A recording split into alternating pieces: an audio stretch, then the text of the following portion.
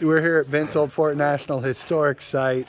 Let's talk a little bit about hats. Yeah, you got a variety of them here. Yeah. This is called, it was referred popularly as the pig killer because it's made out of pigskin.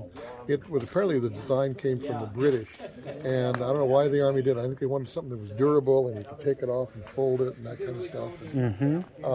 So they issued this for 33 until 39, and we Dragoons actually fought against the Seminole Indians in Florida. So imagine wearing these things down in Florida. Right. That'd be your sweat bucket, wouldn't it? Yeah. You know, it's pretty comfortable on a day like today, but in the summertime, not so much. Yeah. And then they went to a much more comfortable cap, like the 40, that's the 39 cap. That's that flat one. Okay. And then in 51, the U.S. Army completely changed their uniforms. They went from something like this to that frock coat like that and the tall cap. And that's because the popular, I guess the fashion for the military was from the French. So that copied a French design.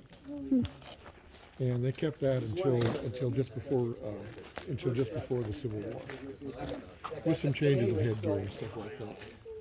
You posted a picture of it yesterday. Yeah. All the rest of the guys that take their coats off. And then these gentlemen are traders.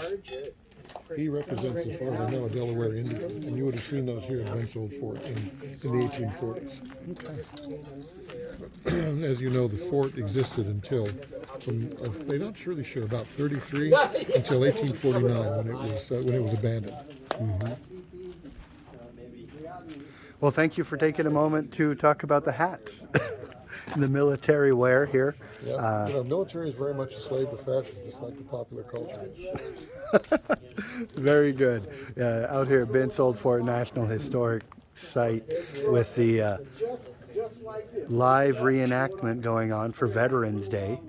You guys tell me more about the timeline out here at the fort for the reenactment this we're weekend. representing from the 1830s up until the 1860s. There's a young man here wearing a tall hat with a wide brim, and he represents what would have been the Galvanized Yankees. There was the 5th Regiment of U.S. Volunteer Infantry who were out here on the frontier, and the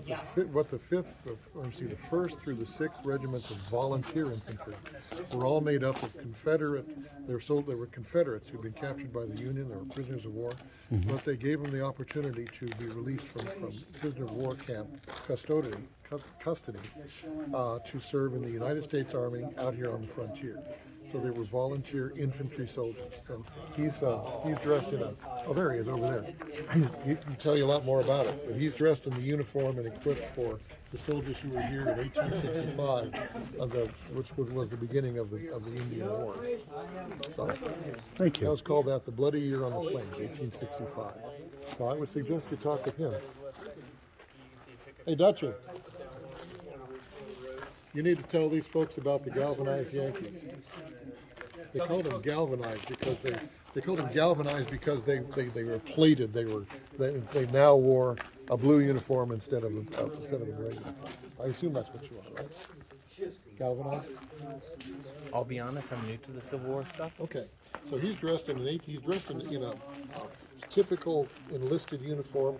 Actually, for the beginning of the war, this is called can't remember the name. It's a hat, but it was a hat that was issued at the time. Usually, they were worn with one side up. The Galvanized Yankees out here on the frontier may have worn a mix of uniforms like that, or they may have worn a more conventional kepi or forage cap, which is what the U.S. was using through the Civil War. So what you are as a Galvanized Yankee is you started out the war as a Confederate, but you were captured by the United States and held in a prisoner of war camp. But at some point, actually I believe in '64, they decided they needed to have more troops out here on the frontier because the Indians were becoming restive. So they raised 6 regiments of troops who they gave these Confederates the opportunity to leave the prisoner of war camp, serve the United States with the promise they would only serve on the frontier. They would never face their former comrades.